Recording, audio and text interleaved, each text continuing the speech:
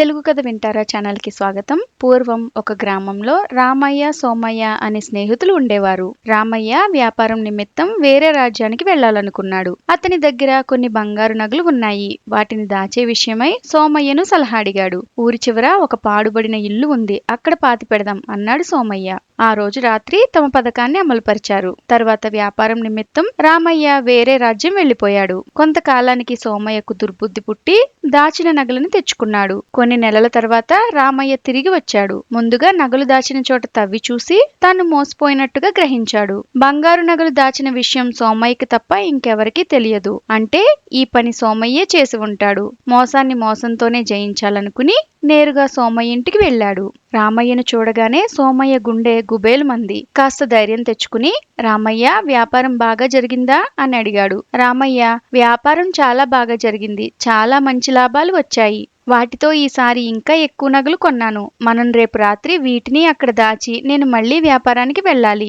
అని చెప్పాడు. సోమయ్య ఆ రోజే నగలు అన్నిటినీ ఎక్కడి నుంచి తీశాడో అక్కడే పూడ్చిపెట్టి వచ్చాడు. రామయ్య మరికొన్ని నగలు పాతిపెట్టి వ్యాపారానికి వెళ్ళగానే మొత్తం దోచేద్దాం అనుకున్నాడు. మర్నాడు రాత్రి సోమయ్య రామయ్య కోసం చాలాసేపు ఎదురుచూశాడు. అర్ధరాత్రి అయినా కానీ రాలేదు. ఇక లాభం లేదని సోమయ్య రామయ్య ఇంటికి వెళ్ళాడు.